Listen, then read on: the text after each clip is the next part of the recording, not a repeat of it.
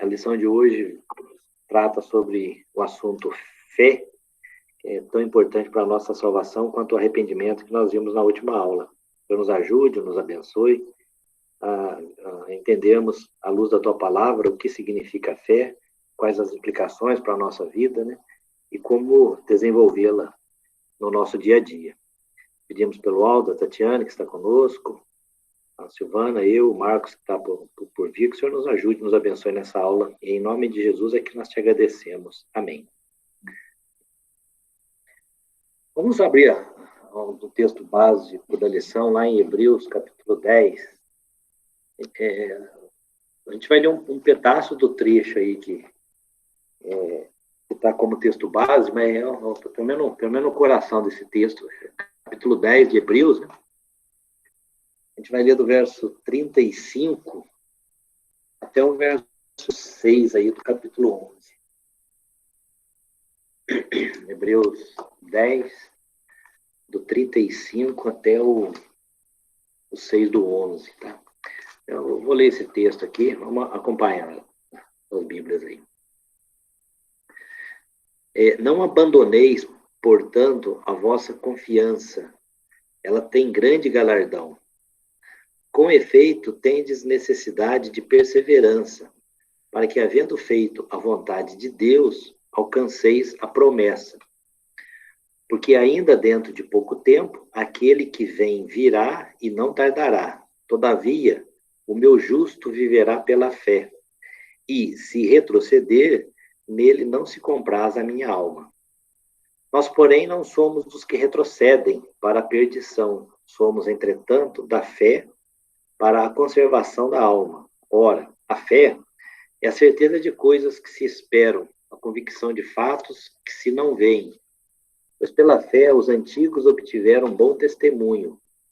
Pela fé entendemos que foi o universo formado pela palavra de Deus, de maneira que o visível veio a existir das coisas que não aparecem.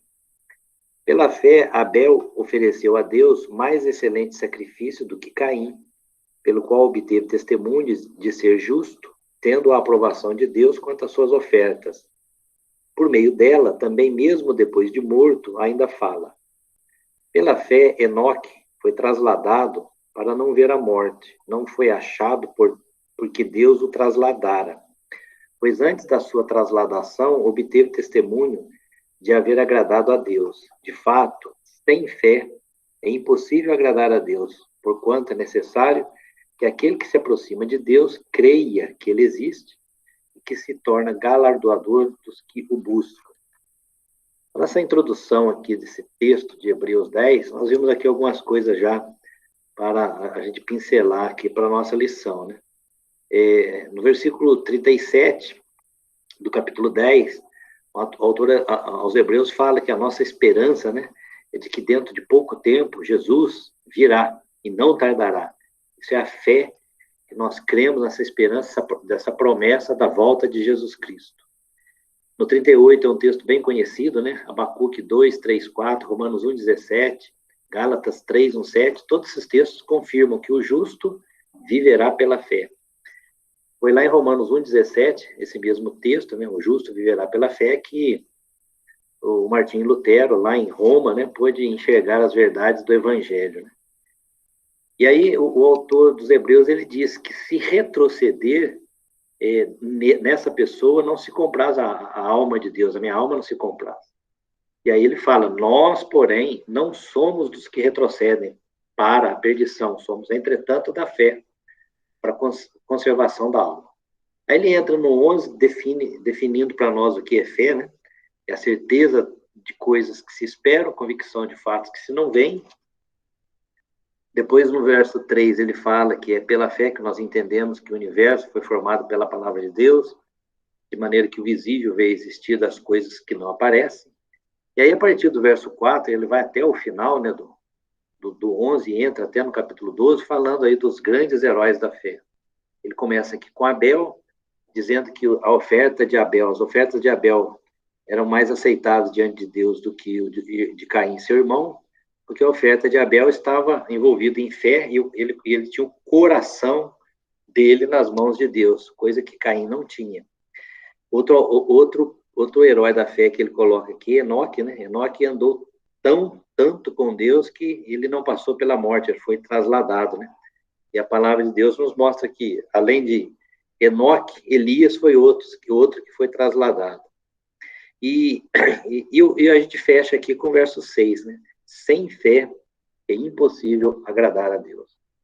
Então, nessa introdução, nós passamos aqui para os alvos da nossa lição, em que nós temos aqui como alvo dessa aula de hoje entender o que é a fé cristã, né? E qual é a importância dela para a nossa salvação. Nós precisamos ter a fé nossa dentro do nosso coração, ou seja, desejar essa fé genuína, né?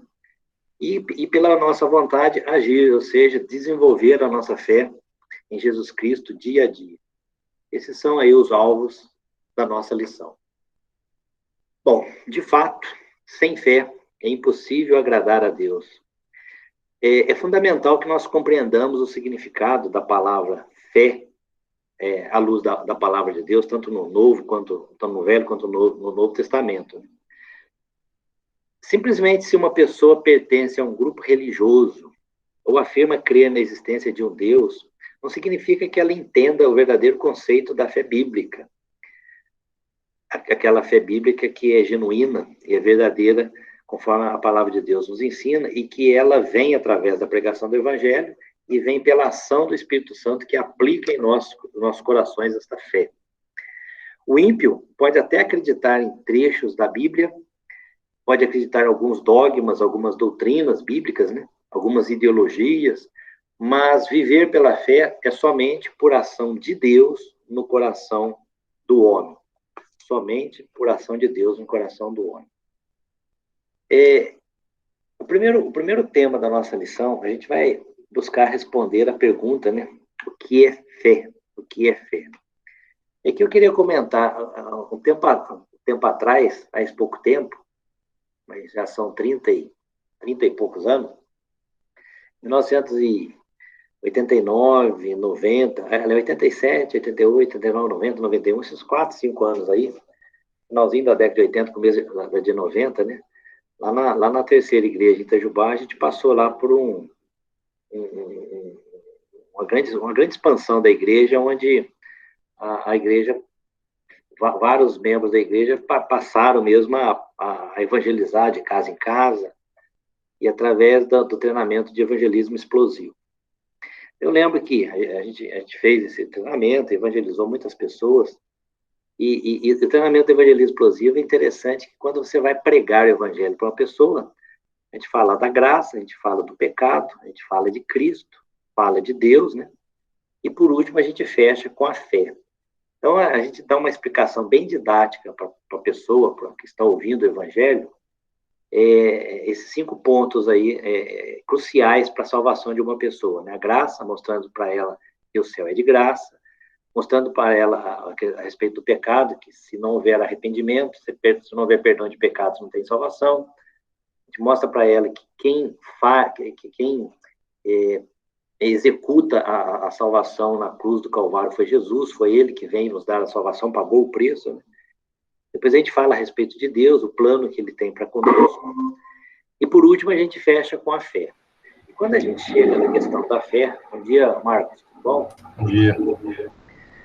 E quando a gente chega na questão da fé, a gente fala para a pessoa, né, que está sendo evangelizada, tentar explicar, através de uma ilustração para ela o que é fé.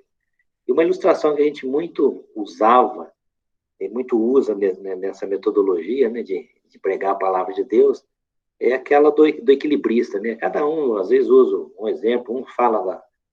Mas o exemplo básico é assim, a gente fala para a pessoa, imagina só que você tem 2 edifícios, 2 arranha-céus, e lá em cima desses arranha-céus, a turma atravessa lá um cabo de aço, e por sobre aquele cabo de aço, um equilibrista passa de um prédio para outro, equilibrando, ele atravessa de um prédio para outro. E aí a gente fala para a pessoa, você acredita que aquela pessoa que está lá em cima, ela pode carregar uma cadeira de um lado para o outro, se equilibrando lá naquele cabo de aço? Aí a pessoa normalmente vai responder sim, eu acredito. Aí tá, beleza. Então, o equilibrista pega, coloca uma cadeira nos ombros e atravessa de um lado para o outro. A gente pergunta para a pessoa, né? Você acredita que aquele equilibrista, se colocar um sofá nas costas, ele consegue atravessar de um lado para o outro? Ah, acredito. Ele já atravessou sem nada, atravessou com a cadeira, pode pôr um sofá lá que ele vai levar. Beleza. Aí depois a gente fecha com a seguinte pergunta. Agora vamos lá. Você acredita que se você subir nos ombros dele, ele pode te levar de um lado para o outro? Aí a pessoa se arrepia. Tá? Então, a gente usava essa ilustração e usa essa ilustração, né, para mostrar o que é a fé em Deus, né? É como esse equilibrista. Tá? Então, a gente fala para a pessoa, imagina que esse equilibrista lá fosse Jesus Cristo. O que Jesus Cristo está dizendo para nós é o seguinte: se apoie nele, confie nele, ele vai te conduzir aonde ele prometeu. Isso é fé. É o que a gente chama de fé, a fé salvadora. Então, através dessa ilustração, a gente procurava lá falar para a pessoa que estava sendo evangelizada o que é fé. Mas vamos, à luz da Bíblia, buscar essa resposta.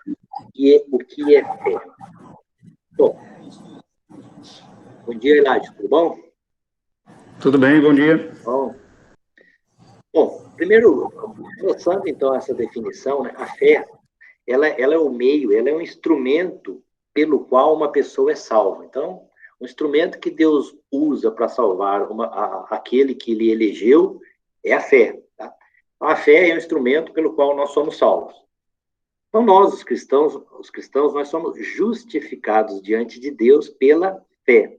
Hoje a pregação é do pastor Carlos Eduardo, né? Foi sobre Romanos capítulo 5, onde ele falou da nossa a aranha, né? O aranha-pai, é o aranha-neto, o aranha-pai.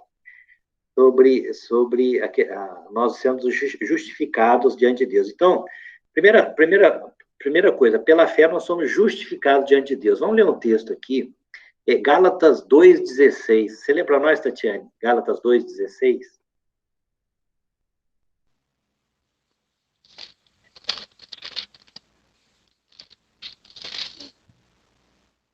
Sabendo, contudo, que o homem não é justificado por obras da lei, e sim mediante a fé em Cristo Jesus, também temos crido em Cristo Jesus para que fôssemos justificados pela fé em Cristo e não por obras da lei, pois por obras da lei ninguém será justificado. Então, Paulo deixa muito claro para nós, né, que nós somos justificados pela fé, né, e não pelas obras. Paulo, em vários textos, Paulo fala sobre isso. E aí ele deixa para nós claro também, aí, quando ele escreve aos Gálatas, capítulo 2,16. Também é pela fé que nós vivemos no nosso dia a dia. Então, nós caminhamos diariamente pela fé. E para nós, Aldo, é 2 Coríntios 5:7.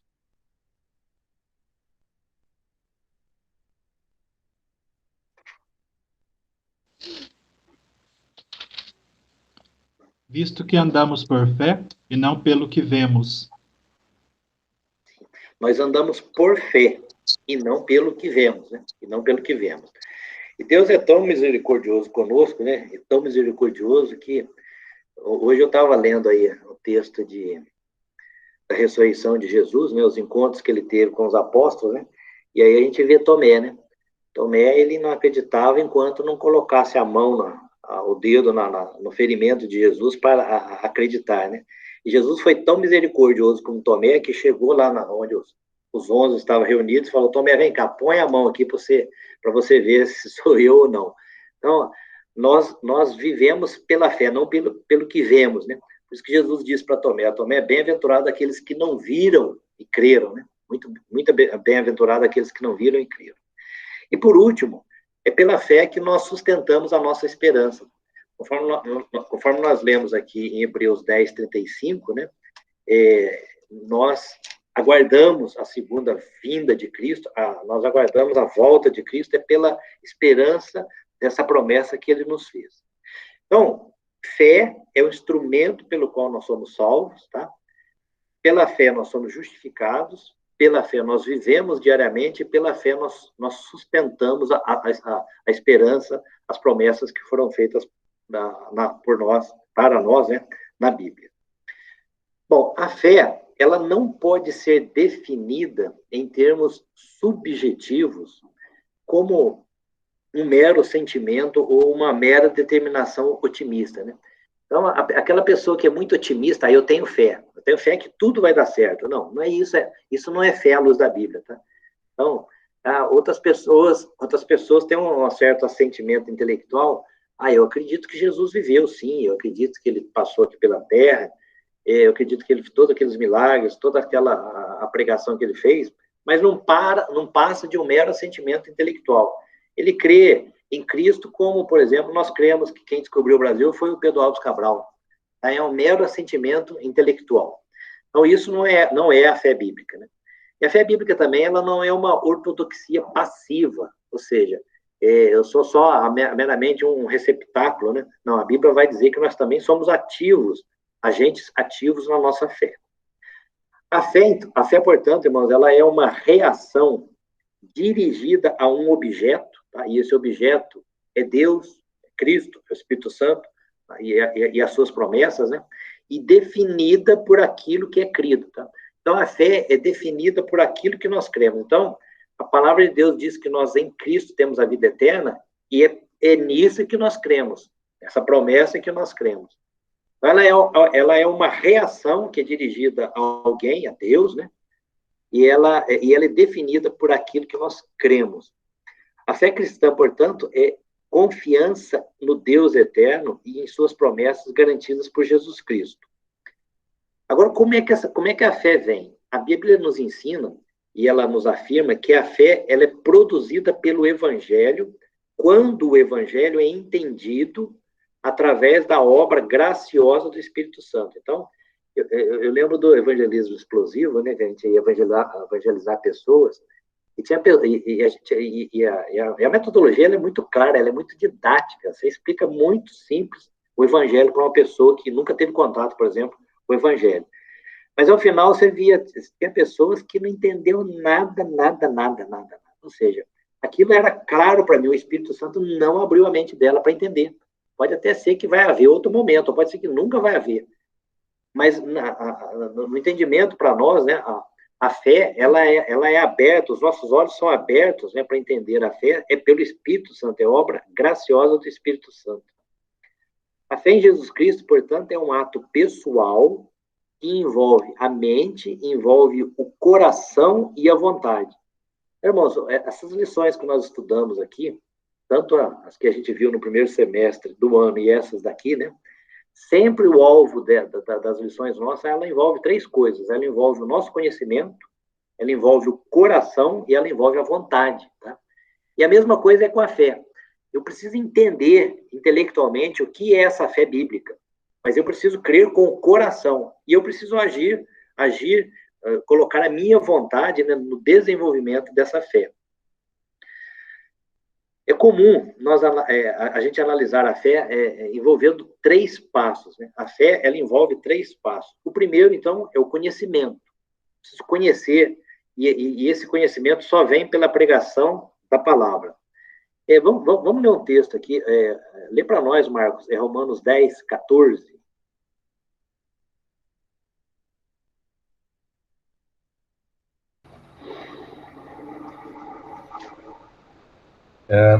Como, pois, invocarão aquele em quem não creram? E como crerão naquele de quem não ouviram falar? E como ouvirão se não há quem pregue? Então, para nós entendermos, para a fé ser estimulada em nós pelo Espírito Santo, deve haver alguém que pregue para nós, né? Alguém que traga a palavra para nós. É isso que Paulo está dizendo aos romanos, né? Como, porém, invocarão aquele em quem não creram? Quer dizer, como nós podemos invocar a Deus, né? Em quem nós não cremos, tá? Quando nós estávamos longe de Deus, e como nós creremos em Deus, né? Se dele nada nós ouvirmos, e como nós ouviremos de Deus se ninguém pregar para nós? Tá? Então, Paulo vai fazendo essas perguntas, então ele mostra para nós que o primeiro passo da fé é ter o conhecimento. E esse conhecimento vem, então, pelo conteúdo do Evangelho. Ele vem pela familiaridade nossa com o Evangelho. O segundo passo da nossa fé é o assentimento. Ou seja, eu preciso não só ouvir o Evangelho, mas pela obra graciosa do Espírito Santo, eu preciso entender que aquilo é verdade. Quando Jesus diz que eu sou o caminho, a verdade e a vida, é o Espírito Santo que coloca no nosso coração que aquilo é a verdade. Eu preciso conhecer a palavra de Deus e eu preciso crer que aquilo é verdade. E o terceiro passo da nossa fé é a confiança.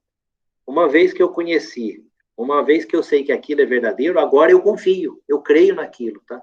No Deus que não pode mentir. Então a fé ela vem simultaneamente com esses três passos. Né? Preciso conhecer, preciso crer, acreditar que aquilo é verdade e confiar naquilo. Isso é fé. O João Calvino, quando ele escreveu as Institutas, né? Aqui, normalmente eu uso as Institutas para apoiar a Bíblia, os livrões aí da nossa religião cristã, né? Calvino diz o seguinte: ele define fé como um firme e seguro conhecimento do favor divino para conosco, fundado sobre a verdade da livre promessa em Cristo e revelado à nossa mente e selado em nosso coração pelo Espírito Santo. Então, isso é fé, a definição que Calvino coloca nas Institutas, né? A fé, ela é selada em nosso coração pelo Espírito Santo. Ela fala sobre a verdade da livre promessa de Cristo, Cristo que nos salva, né? E o seguro conhecimento do favor divino. Então, nessa definição, Calvino coloca esses três pontos. É conhecer a verdade bíblica através da pregação do Evangelho, crer que esse Evangelho é verdadeiro e confiar nessas promessas de Jesus. E tudo isso vem através da obra do Espírito Santo em nossa vida. Portanto, irmãos, isso é o que nós depreendemos da palavra de Deus, né, sobre o que é fé. O que é fé?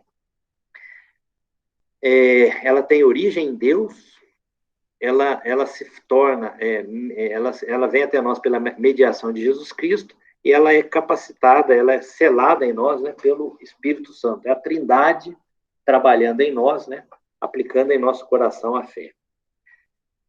Irmãos, alguma pergunta sobre esse primeiro item? Alguma contribuição sobre fé? Vem.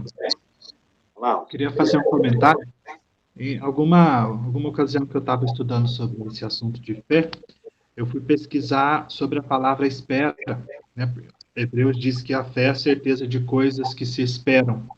Mas no nosso idioma, esse verbo esperar tem algumas dificuldades, porque às vezes a gente espera mais uma coisa supersticiosa, né? Por exemplo, eu espero que hoje à tarde chova.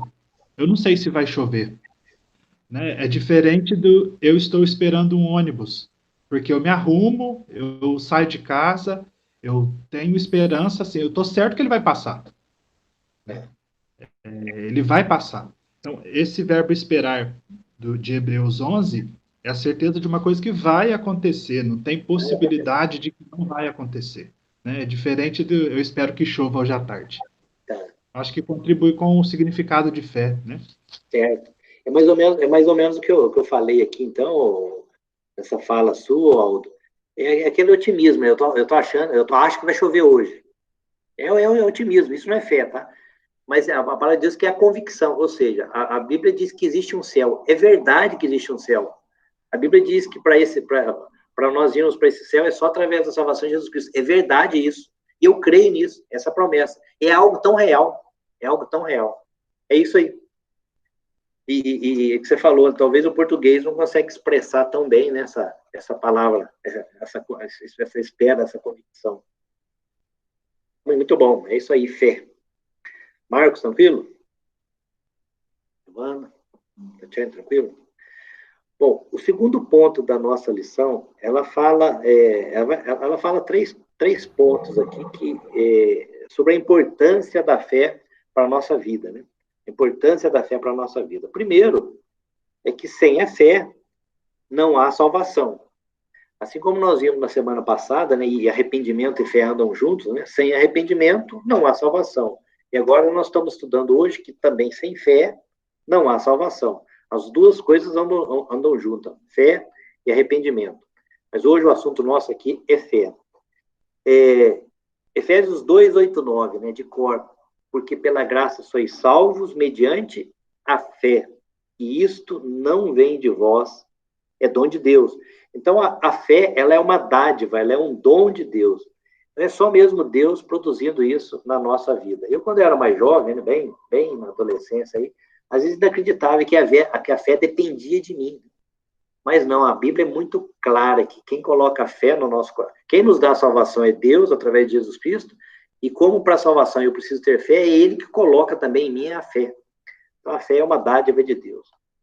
Jesus Cristo, ele é o autor da nossa fé, né? A fé salvadora, ele é o nosso salvador. Silvana, lê para mim Hebreus 12, 2. Hebreus 12, 2.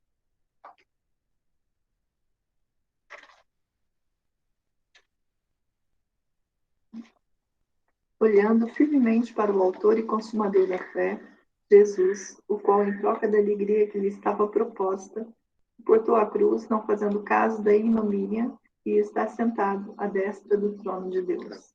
Então, quer dizer, quem é o autor e quem é o consumador, né, da nossa fé é Jesus Cristo. Então, a fé salvadora, ela é de autoria e é consumada, né, por Jesus Cristo, através do Espírito Santo que em nós habita.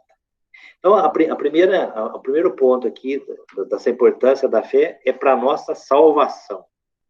A segunda importância da fé na nossa vida é que ela é essencial para o nosso relacionamento com Deus. Pedi para Tatiane, lê para nós Hebreus 10, do 19 ao 24.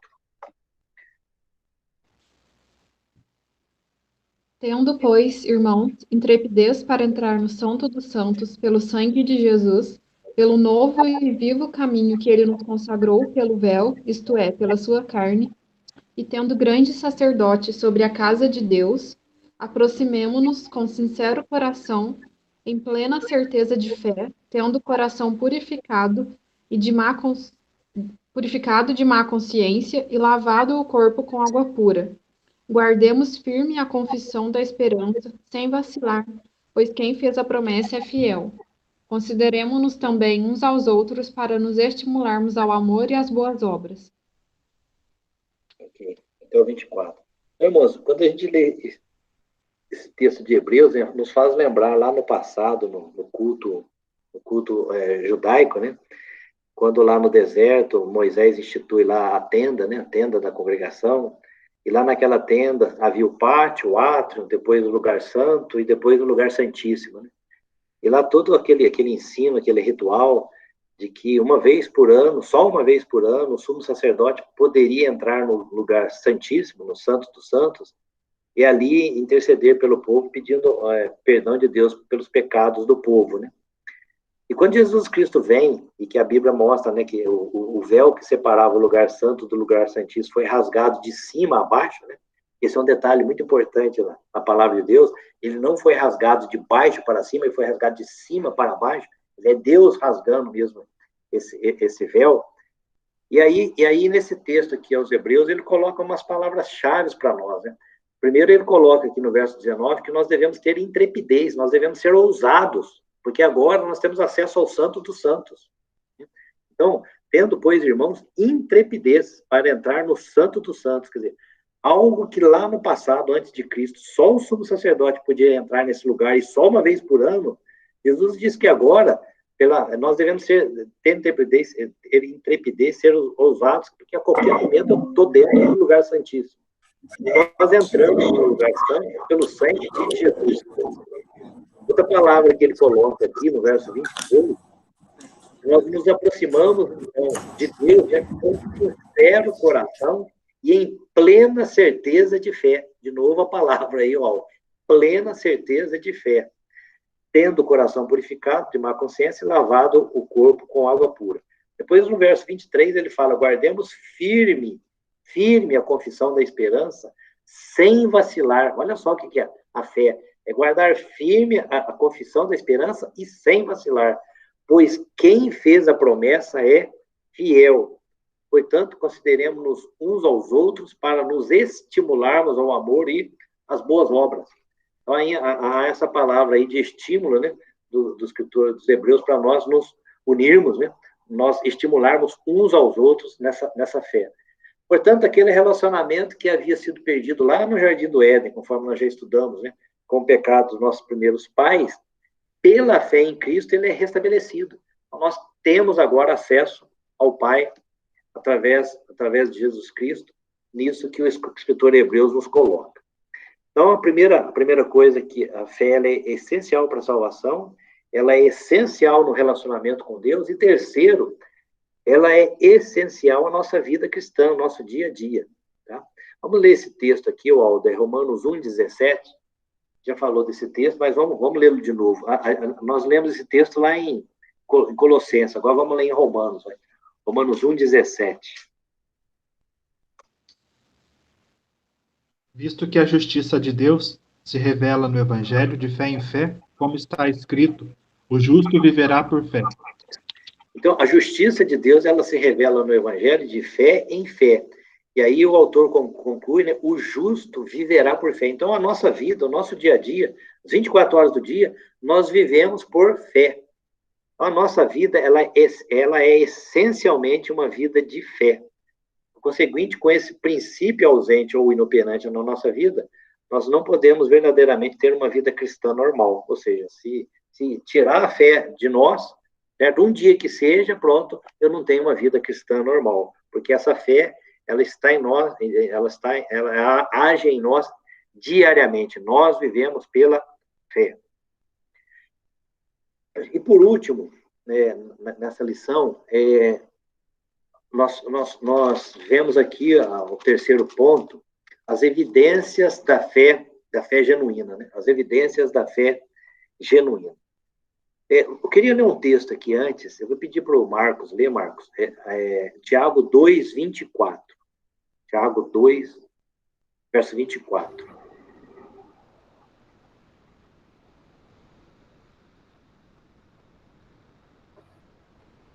Vedes então que é pelas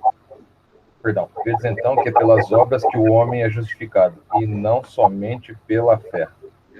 Então, algumas pessoas dizem, né, que há uma grande contradição, né, entre o que Tiago escreveu e o que Paulo escreve. Né? Você acabou de ler que o justo viverá por fé. Agora vem Tiago e fala, verificais que uma pessoa é justificada por obras e não por fé somente. Nós vamos entender o que esses autores, os apóstolos, esses escritores bíblicos, Tiago e Paulo, têm a nos dizer. Quando Tiago diz que a fé sem obras é morta, e ele fala isso nesse texto, Tiago está descrevendo a fé que conhece o Evangelho e até mesmo concorda com ele, mas não chega à confiança em Deus. É esse tipo de fé que Tiago fala. Eu até conheço a verdade bíblica, eu conheço o Evangelho, eu até acredito que está aqui é verdade, mas eu não tenho confiança, eu não creio no que está aqui. Então, se eu não creio no que está aqui, essa é a fé sem obras de que Tiago está falando. Tá? Portanto, a falta de crescimento na nossa vida cristã, a falta de desenvolvimento, a ausência de frutos da justiça, mostra que o livre dom de Deus em Cristo nunca foi recebido. Mostra que a pessoa ela não tem a fé salvadora. Porque a fé salvadora, ela produz frutos na nossa vida. Né? Jesus Cristo muito bem diz, né, que pela árvore, pelos frutos conhecereis as árvores. Então, se eu não tenho fruto, significa que essa árvore aqui, falando de fé, né, não existe aquela fé, aquela confiança em Deus. Então, para nós somos justificados pela fé somente, mas essa fé ela é demonstrada pelas obras que eu tenho, pelas obras que eu exerço. A resposta para aqueles que têm esse tipo de fé, ou seja, essa fé que Tiago fala aqui, não é a de salvar a si mesmos, estabelecendo uma justiça própria, como se pudessem criar fé por seus próprios esforços, mas invocar o nome do Senhor, ou seja, só consegue invocar o nome do Senhor quem tem a fé salvadora, ou seja, quem conhece, quem crê nas verdades do Evangelho e quem confia nessas verdades nas verdades do Evangelho, conforme nós já lemos lá em Romanos 10, 13, né? Portanto, só Deus pode salvar aqueles para quem a salvação é impossível de outro modo. Só mesmo Deus pode nos dar essa salvação. Mesmo depois de termos crido, as boas obras que fazemos, elas nunca são perfeitas. E elas são aceitáveis a Deus só por causa da misericórdia de Cristo. Vamos ler mais um texto aqui. Silvana, lê para nós Romanos 7. Vamos ler do 13 até o 20. Romanos 7, do 13 até o 20.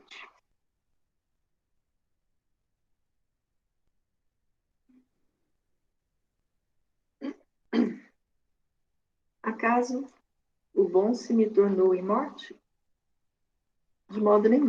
Pelo contrário, o pecado, para revelar-se como pecado por meio de uma coisa boa, causou-me a morte, a fim de que, pelo mandamento, se mostrasse sobremaneira maligno. Porque bem sabemos que a lei é espiritual, eu, todavia, sou carnal, vendido à escravidão do pecado, porque nem mesmo compreendo o meu próprio modo de agir, pois não faço o que prefiro, e sim o que detesto. Ora, se faço o que não quero, consinto com a lei que é boa. Neste caso, quem faz isto já não sou eu, mas o pecado que habita em mim. Porque eu sei que em mim, isto é, na minha carne, não habita bem nenhum, pois o querer o bem está em mim, não porém o efetuá-lo. Porque não faço o bem que prefiro, mas o mal que não quero, esse faço. Mas, se eu faço o que não quero, já não sou eu quem o faz, e sim o pecado que habita em mim.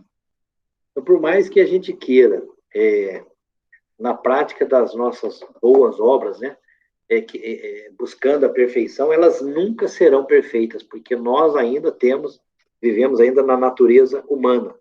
Mas Deus aceita as nossas obras por causa da misericórdia de Cristo. É por Cristo que as nossas obras, ainda que imperfeitas, né, são aceitas. Então, esse texto de Tiago 2,24 vem nos dizer isso, né, que a fé sem obras, ela é morta. E a fé que Tiago está dizendo aqui é essa fé, né, de que eu só posso invocar a Deus se eu tenho confiança em Deus. Então, se eu tiver só o conhecimento, só o assentimento de que aquilo é verdade, mas não crer, essa é a fé que Tiago fala aí, a fé que é morta. Bom, e aí, com relação a isso, é que a fé em nós, a prática da fé em nós, ela traz essas boas obras acompanhadas. Vamos ler um texto aqui, Lucas 8,13. Você lê para nós, Tatiane? Lucas 8,13.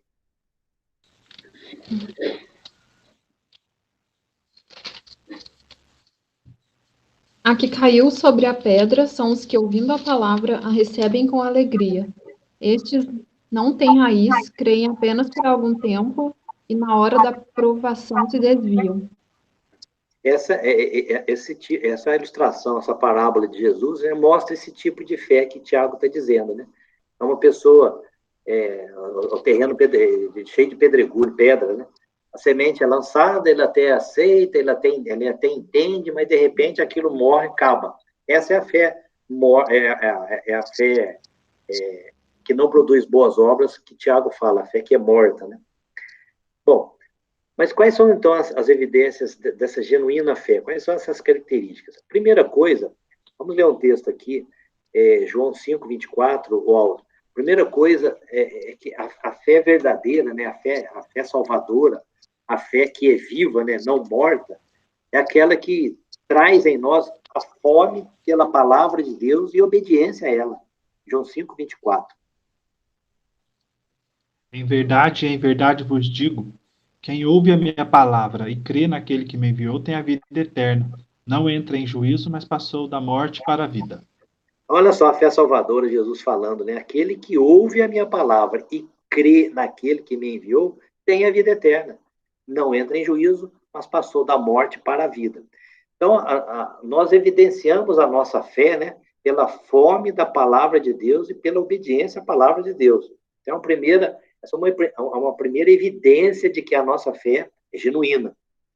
Segundo, Romanos 12, Marcos. Segunda evidência da nossa fé. Romanos 12. Alegrai-vos na esperança, sede pacientes na tribulação, perseverai na oração. Então, um outro ponto aqui é que nós somos perseverantes em oração. Nós temos o desejo de orar. Nós buscamos a Deus, né? Deus fala conosco no primeiro item através da sua palavra. Nós temos fome da palavra de Deus. E também nós oramos, nós conversamos com Deus através da nossa oração. E Paulo está dizendo que nós somos perseverantes.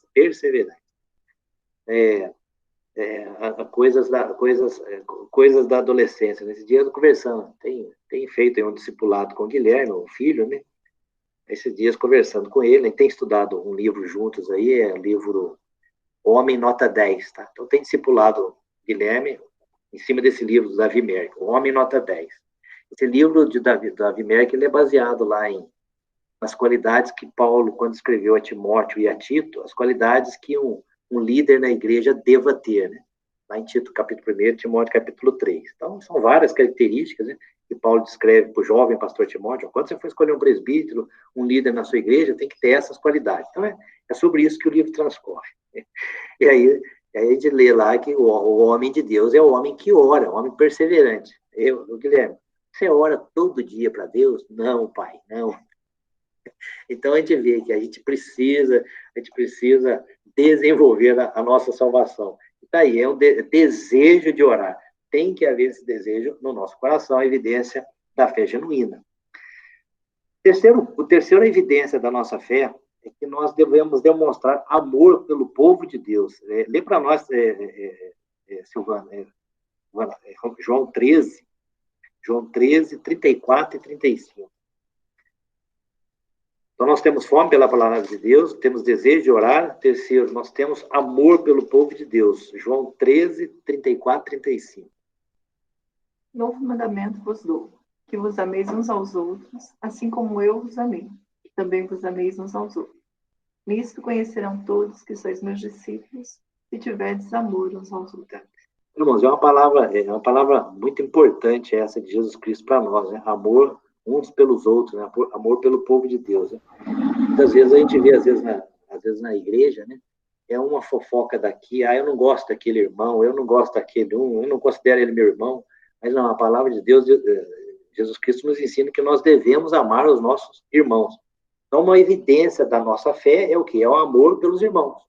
O amor pelos irmãos. A quarta evidência da nossa fé é que nós abandonamos o pecado.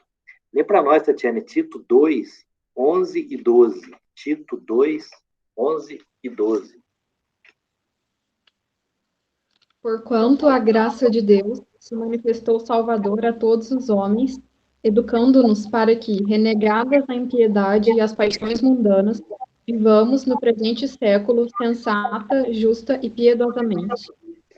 Olha só, a graça de Deus se manifestou salvadora a todos os homens, né? Todos os homens que foram eleitos por ele,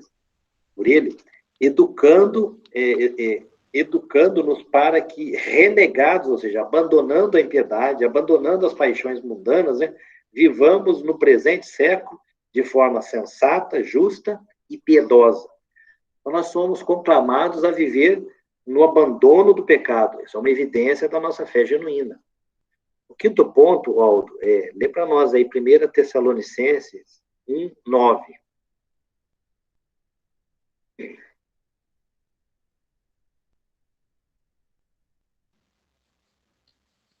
Pois eles mesmos, no tocante a nós, proclamam que repercussão teve o nosso ingresso no vosso meio, e como deixando os ídolos, vos convertestes a Deus para servirdes o Deus vivo e verdadeiro. Para nós que já nascemos, a gente fala, nasceu dentro da igreja, né? Nós já nascemos já na igreja, no evangelho, nós não passamos, talvez, por uma vida de ocultismo, de idolatria, né? Como muitos que vêm para o evangelho já passaram. Então, o apóstolo Paulo, quando ele está escrevendo aos crentes de Tessalônica, ele sabia que lá no meio daqueles crentes tinha pessoas que tinham vindo aí do mundo do ocultismo, da idolatria. E aí ele diz, por eles mesmos, no tocante a nós, proclamam que repercussão teve o nosso ingresso no vosso meio, e como deixando os ídolos, vos convertestes a Deus. Então, pessoas que estavam numa vida de ocultismo, de idolatria, ela evidencia a sua genuína fé, deixando os ídolos de lado e convertendo-se a Deus, servindo unicamente o Deus vivo e verdadeiro. E um sexto ponto que o autor coloca aqui como evidência para a nossa fé genuína é o testemunho espontâneo do amor de Deus. Tá? Pedi para o Marcos ler Atos 1:8, Marcos. E esse texto que o Marcos vai ler é interessante. Jesus Cristo, quando ele estava sendo morto na cruz, a última palavra que ele disse, antes de ali vir a falecer na cruz, né, a morrer na cruz, ele disse, na palavra grega, a gente nunca esquece dela, tetelestai, está consumado. Então, a última palavra que Jesus disse na cruz, está consumado, ou seja, o preço foi pago, o preço que foi exigido para pagar o perdão dos pecados foi pago. E agora Jesus Cristo ressuscita, e agora ele está para ascender aos céus. Então, antes de ele subir aos céus, qual foi a última palavra que ele deixou para nós? Atos 1:8. 1:8.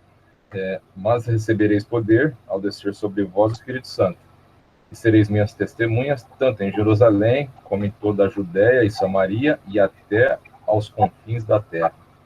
Mas Jesus Cristo, ele, após a sua ressurreição, agora ele sobe aos céus, é o que Lucas descreve aí no capítulo 1, nesse texto, ele está ascendendo aos céus. Mas Jesus, ao longo da sua caminhada, ele nos prometeu o Consolador, o Espírito Santo. E agora, então, como última palavra, né, antes de ascender aos céus, ele diz, vai descer sobre vós o Espírito Santo, e sereis minhas testemunhas, tanto em Jerusalém, como na Judéia, Samaria, e até os confins da terra. Então, o testemunho, a evangelização, quer dizer, o pregar o evangelho, também é um testemunho da minha fé genuína. Então, são evidências, irmãos, aqui mostradas, né, nessa lição, 6 evidências de que a nossa fé é genuína. Tá? Quando eu tenho fome pela palavra de Deus, obediência a ela, desejo de orar, amor pelo povo de Deus, abandono do pecado, repúdio à idolatria e testemunho, evangelização, falando do amor de Deus àqueles que não conhecem. Bom, o ponto inicial da nossa fé é crer no caráter de Deus, né? Deus diz quem ele é. Então, quando eu creio nesse Deus que ele diz quem é, né? Esse é o ponto inicial da nossa fé. E o ponto final da nossa fé é crermos nas promessas dele, as promessas que ele diz que fará. E ele cumpre o que diz, né? Esse é o ponto inicial e final da nossa fé. Bom, que evidências, olha uma pergunta que o autor coloca, que evidências da fé genuína você observa em sua vida? Pare e avalie o quanto você tem exercitado sua fé. Queria ler um texto aqui, Tatiana, lê para nós, né, novamente um texto que a gente já leu em outras aulas, Filipenses 2, 12 e 13. Filipenses 2, 12 e 13. Assim, pois, amados meus, como sempre obedeceste, não só na minha presença, porém muito mais agora na minha ausência, desenvolvei a vossa salvação com temor e tremor, porque Deus é quem efetua em vós tanto o querer como realizar segundo a sua boa vontade. A palavra-chave aí para nós nessa fala, no verso 12, né? Paulo diz, né, amados, como sempre obedeceste, então sempre nós obedecemos, e Paulo agora está ausente, então agora muito mais na minha ausência, né? Desenvolvei a vossa salvação. Quer dizer, não espere por mim, o apóstolo Paulo está com vocês, ajudando vocês a desenvolver a vossa salvação. Vocês mesmos, com temor e tremor, desenvolva a vossa salvação. Porque Deus é quem efetua em vós tanto querer como realizar segundo a sua boa vontade. Então, o autor, comentando sobre esse texto, né, ele diz o seguinte, eu trabalharei como se tudo dependesse de mim. Olha só, trabalharei como se tudo dependesse de mim. Orarei sabendo que tudo depende de Deus. Deus, então, ele produz tudo e nós agimos em tudo. Deus produz tudo e nós agimos em tudo. Ele produz ele produz nossos próprios atos. Deus é o único autor e fonte. Nós somos os únicos atores. Isso é alguém comentando sobre esse texto de Paulo aqui, Filipenses 2, 12 e 13, né?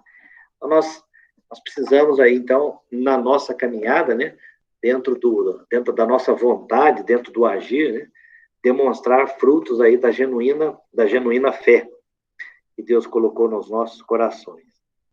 E para finalizar aqui, concluindo, eu queria concluir com Gálatas 2:20. Você lê para nós, Aldo? Gálatas 2:20. Logo, já não sou eu quem vive, mas Cristo vive em mim. E esse viver que agora tenho na carne, vivo pela fé no Filho de Deus, que me amou e a si mesmo se entregou por mim. Olha só, irmãos, o apóstolo Paulo está dizendo, eu vivo pela fé no Filho de Deus. Vivo pela fé no Filho de Deus, que me amou e a si mesmo se entregou por mim. Ou seja, já não sou eu quem vive, mas Cristo vive em mim. Que seja essa, irmãos, a nossa firme convicção, né? Da nossa fé, na fé salvadora, né? Que Deus, através do Espírito Santo, selou nos nossos corações quando um dia nós aceitamos a Jesus como nosso Salvador. E que nós, no caminhar nosso, da nossa fé cristã, da nossa caminhada cristã, nós mostremos, né, através das evidências, das obras, que, como o Tiago fala, né, mostrando que a nossa fé não é morta, a nossa fé é viva, conforme a palavra de Deus assim nos ensina. Irmãos, essa é a lição, então, de hoje, né? Com isso a gente conclui a lição domingo passado e essa, né? Essas duas coisas que andam juntas para a nossa salvação, que é o arrependimento e a fé. Alguma contribuição, irmãos, a mais? Pergunta, dúvida? Algum testemunho, né?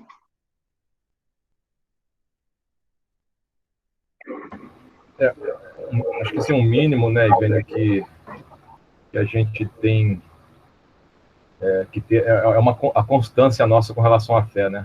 Ou seja, independente da circunstância, né? A nossa fé tem que estar ali. E a hora que eu olho para minha esposa, eu falo, acho que você tem mais fé que eu. O negócio está caindo, o negócio está... Ela fala, fica calmo, isso aí vai resolver. E eu tô ali, querendo fazer o que não tem o que fazer.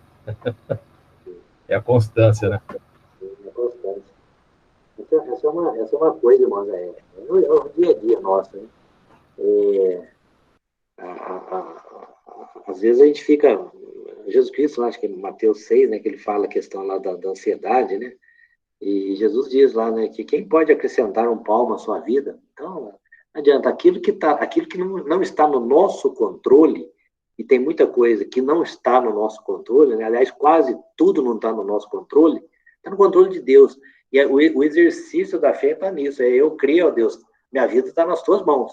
O que o Senhor fizer vai ser para o meu bem, seja o que for, vai ser para o meu bem. Então, essa é a confiança que nós temos que ter, né?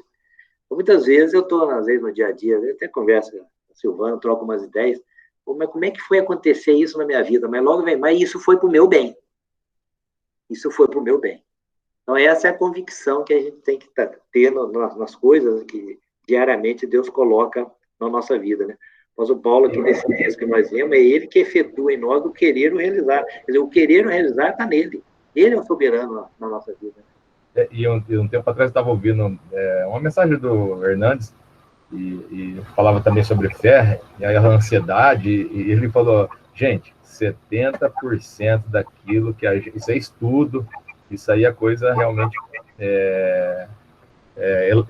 não é algo empírico, né? Mas 70% das coisas que a gente muitas vezes se debate, fica ansioso, fica para lá e para cá, acaba não acontecendo.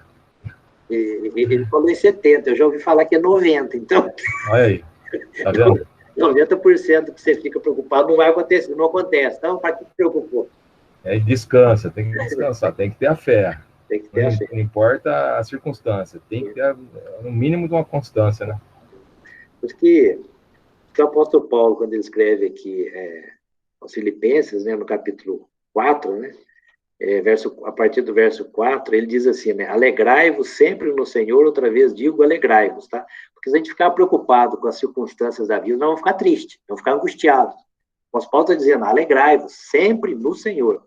No verso 5, né, seja a vossa moderação conhecida de todos os homens. Aí ele fala, perto está o Senhor não está longe, está do nosso lado, perto está o Senhor. Aí o 6, ó, não andeis ansiosos de coisa alguma, em tudo, porém, sejam conhecidas diante de Deus as vossas petições, pela oração, pela súplica, com ações de graças. Às vezes eu até fico pensando, né? Isso é coisa minha, tá? Às vezes uma pessoa que está muito ansiosa, ela deve se perguntar, será que eu tenho me dedicado a Deus, orando a Deus? Às vezes Deus coloca, às vezes até um pouco, eu estou dizendo, às vezes pode ser que coloque até um pouco de ansiedade, me busque, até para você me buscar. Você vai se distanciando de mim, ó. Vem me buscar. É o que Paulo está dizendo. Não andeis ansiosos, em tudo, porém, sejam conhecidos diante de Deus as vossas petições pela oração, pela súplica, com ações de graça. E aí o que não tem preço, o que não tem preço, é a paz de Deus, que excede todo entendimento, tá? Excede, por mais que eu queira compreender, eu não compreendo, a paz dele guardará o vosso coração e a vossa mente em Cristo Jesus. Então, você imagina só, quando Paulo escreve esse texto, imagina a situação que ele estava, a circunstância que ele estava preso, já prestes a ser decapitado pelo Império Romano, e ele vem e escreve isso aqui para nós. Você imaginou a situação e escreve para nós. Então, tá aí. Mas a fé é um ingrediente aí na vida cristã que até os discípulos pediram isso para Jesus, né? Sim. Para aumentar. E Jesus é tão misericordioso, Marcos, que ele mediu a fé dos apóstolos como um grão de mostarda. Olha o tamanho que a fé que eles tinham. Olha só o tamanho que é. Tá? Eu lembro daquele episódio, né, de Pedro, quando Jesus estava dormindo no barco, e o mar começou a ficar revolto lá, e Jesus dormindo, né? E aí tá, Jesus vem andando por sobre as águas. Mentira, foi outro episódio. Jesus vem andando por sobre as águas, quando o mar estava revolto, né? E aí Pedro lá, não, eu tenho fé assim, vem, então anda, vem por sobre as águas. Eu fico imaginando a cena. Imagina só a coragem que ele teve, que ele parece que teve aquela fé, né? Não, deixa eu andar na água. A hora que ele viu, mas peraí, o que está acontecendo? Aí começa a afundar. Mas é isso aí, é isso aí. Aquele exemplo lá é mais um exemplo. Né? Deus ele está perto, ele está no controle. Então essa é uma grande verdade que a gente precisa crer no nosso dia a dia, né? Senão a ansiedade toma conta. Que Deus está no controle. Então, comentando Filipenses 4:4, né? A alegria, ela é existencial, não circunstancial. Porque se eu ficar preso às circunstâncias, eu vou ficar angustiado. Então, ela é existencial, ou seja, Deus existe, Ele está perto de mim, por isso meu coração está em paz. Ponto.